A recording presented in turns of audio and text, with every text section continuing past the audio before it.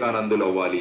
మీలో వివేకానందులు ఉన్నాడు ప్రతి ఒక్కరిలో. ప్రతి ఒక్కరిలో ఒక భగత్ సింగ్ ఉన్నాడు, ప్రతి ఒక్కరిలో ఒక మహాత్మా గాంధీ ఉన్నారు, ప్రతి ఒక్కరిలో ఒక మదర్ తెరీసా ఉంది. దాన్ని గుర్తించడం అవసరం. మనం అది గుర్తించి గనుక మనం ఆ విధంగా తయారవ్వగలిగారంటే, అబ్దుల్ కలాం గారు చెప్తున్నట్టు 2020 సంవత్సరానికంతా ప్రపంచ దేశాలన్నీ దేశమంటే భారతదేశంలాగా ఉండాలి, పౌరులంటే భారతీయుల్లాగా ఉండాలని ప్రపంచ దేశాలన్నీ మన భారతదేశం గురించి ఎలుగెత్తి చాటాలి అని మనం ప్రతి ఒక్కరూ నిర్ణయించుకుంటే చూడండి ఎంత అద్భుతమైన భారతదేశం తయారవుతుందో. చూడండి మనం మన సమయాన్ని ఎలా వెచ్చించుకుంటాం, మన సమయాన్ని ఎలా వాడుకుంటున్నాం. అమ్మాయిలను ఏడిపించడం అదొక కళ అనుకుంటాం, అదొక ఫ్యాషన్ అనుకుంటున్నారు ఈ మధ్యలో యువకులు. అంత లజ్జాస్పదమైనది ఇంకొకటి లేదు అని నేను ఇక్కడ చెప్తున్నాను. ఎంతో మంది వక్తలు మిమ్మల్ని చూసి అమ్మాయిలు అనుకోవాలి, మమ్మల్ని రక్షించే మగధీరులు ఇక్కడ ఉన్నారు కాబట్టి మాకు ఎలాంటి భయము లేదని వాళ్ళు నిక్కచ్చిగా నడిచే స్వభావాన్ని మీరు కలుగజేయాలి. అలాంటి వాడు నిజమైన మగవాడు. అలాంటి మగవాళ్ళు మన దేశానికి కావాలని స్వామి వివేకానంద వాళ్ళు చెప్పారు. ఆడపిల్లలను వెంటబడి ఏడిపించే వెధవలు మన దేశానికి అవసరం లేదని స్వామి వివేకానంద చెప్పారు. కాబట్టి అలాంటి వాడు ఎవడైనా ఉంటే వాణ్ణి పక్కకు తొలగించే దమ్ము మనలో ఉండాలి. అలాంటి యువకులు మనకు కావాలి. అలాంటి వాళ్ళు ఉన్నప్పుడే దేశం బాగుపడుతుంది అని మహానుభావులు చెప్పారు.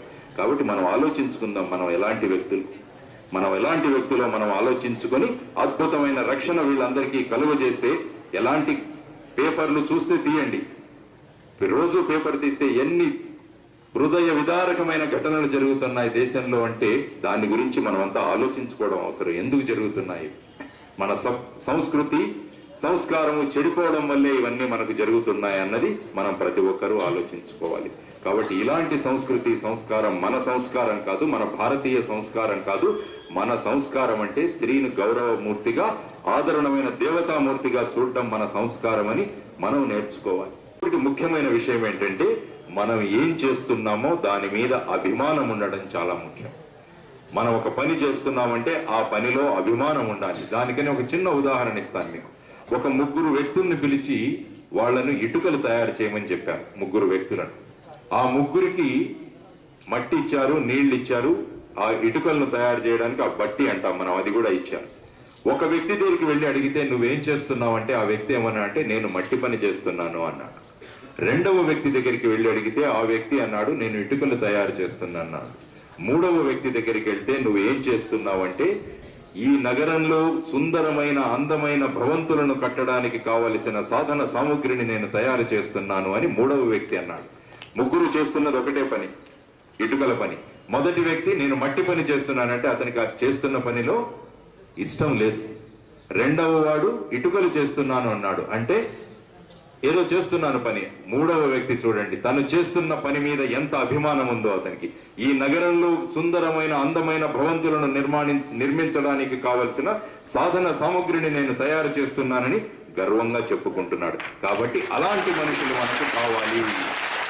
మీరేం చేస్తున్నారు అని మీ మనస్సును ప్రశ్నించుకుంటే మీరు అనాలి, రేపు భారతదేశానికి కావలసిన భావి భారత పౌరుడిగా నేను తయారవుతున్నాను అని ప్రతి ఒక్కరూ మనం అనుకోగలిగితే ఖచ్చితంగా అద్భుతమైన వ్యక్తులుగా మీరు తయారవుతారు. స్వామి వివేకానంద గారిని చికాగోలో ఒక మనిషి అడిగారు, మీరేంటి ఇలా కాషాయ వస్త్రాలు వేసుకున్నారు, మాలాగా సూటు బూటు వేసుకుని జెంటిల్మన్ గా తయారవ్వండి అన్నారట. దానికి స్వామి వివేకానంద గారు ఏమి రిప్లై ఇచ్చారంటే, సమాధానం ఇచ్చారంటే, మీ దేశంలో టైలర్స్ అంటే ఎవరైతే బట్టలు తయారు చేస్తారో వాళ్ళు మిమ్మల్ని జెంటిల్మన్ గా తయారు చేస్తారు. మా భారతదేశంలో మా సంస్కృతి సంస్కారం మమ్మల్ని జెంటిల్మన్ గా చేస్తాయి అని చెప్పి వాళ్ళందరికీ అద్భుతంగా చెప్పిన మహానుభావుడు స్వామి వివేకానంద. కాబట్టి అటువంటి దేశంలో పుట్టినందుకు మనమంతా గర్వించాలని ఎంతో మంది వక్తలు మీకు చెప్పారు. భారతదేశం యొక్క ఇతిహాసం తెలవడం చాలా ముఖ్యం. మీకు భారతదేశం యొక్క సంస్కృతి ఏంటి, సంస్కారం ఏంటి అన్నది మీకు తెలియాలి.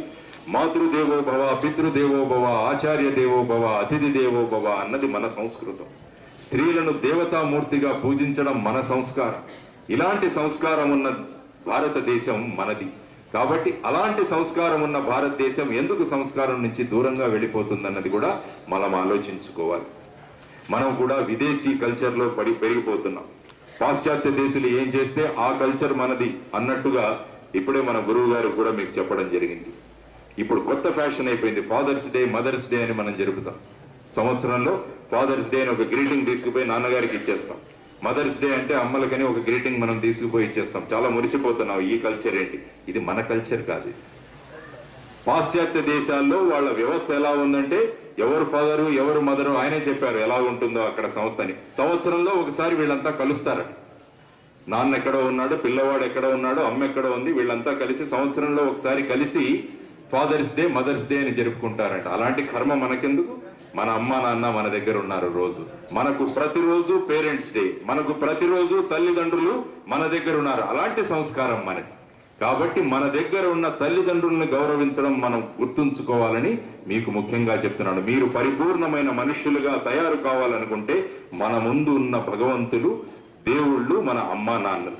ఆ అమ్మా నాన్నలను గౌరవించడం మనం నేర్చుకోవాలి. అమ్మా నాన్నల మీద అలుగుతున్నాం మనం ఈ మధ్య.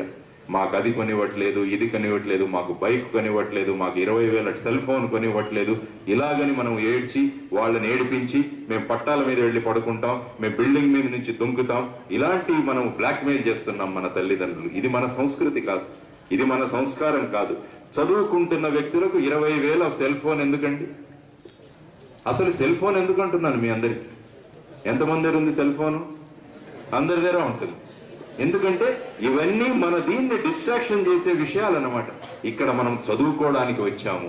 మనం ఏ విషయం కోసం వచ్చామో ఆ విషయాన్ని మనం చేయగలిగితే మన లక్ష్యాన్ని మనం సాధించగలము.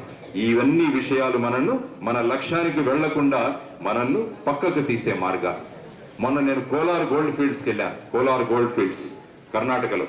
అక్కడ ఏంటంటే బంగారం తీస్తున్న గనులు అవి. ఆ గనుల దగ్గరికి వెళితే వాళ్ళు చూపించారు, ఇంత బంగారాన్ని సార్, ఈ 6 నెలల్లో మేము ఇంత బంగారం తీసాము అని అన్నారు. ఓహో, అక్కడ చూస్తే ఎన్నో ఎకరాల్లో మట్టి పడింది, మట్టి దిబ్బలు ఎక్కడ చూసినా. నేను అడిగాను, ఈ మట్టి ఎంత? ఏంటంటే సార్ మీరు ఇప్పుడు చూసిన బంగారాన్ని తీయాలంటే ఇంత మట్టిని మేము తీయాల్సి వచ్చింది అన్నారు. కాబట్టి మీలోని బంగారాన్ని కూడా బయటికి తీయాలంటే మీలోని మట్టిని ముందు తీసేసుకుంటే మీలో ఉన్న బంగారం అద్భుతంగా బయటకు వస్తుందన్నమాట. కాబట్టి ఎన్నో శక్తులు ఈ బంగారాన్ని మీలోంచి బయటికి తీసుకురాకుండా ఎన్నో శక్తులు అడ్డగిస్తుంటాయి మిమ్మల్ని. మీరు రోజు చూసే సినిమాలు, మనం టైం వేస్ట్ చేసే టీవీలు, మనం అనవసరంగా మాట్లాడుకునే సెల్ ఫోన్లు, మనం మాట్లాడుకునే ఇంటర్నెట్లు, ఇవన్నీ చాటింగులు, ఇవన్నీ కూడా మనలోని బంగారాన్ని బయటికి తీసుకురాకుండా ఆ మట్టిని అలాగే మనలో తోసేస్తున్నాయి. కాబట్టి ఆ బంగారం అలాగే మనలో ఉండిపోతుంది. కాబట్టి మన కర్తవ్యం ఏంటంటే మనలో ఉన్న మట్టిని మనం తీసేసుకునే కెపాసిటీ మనకు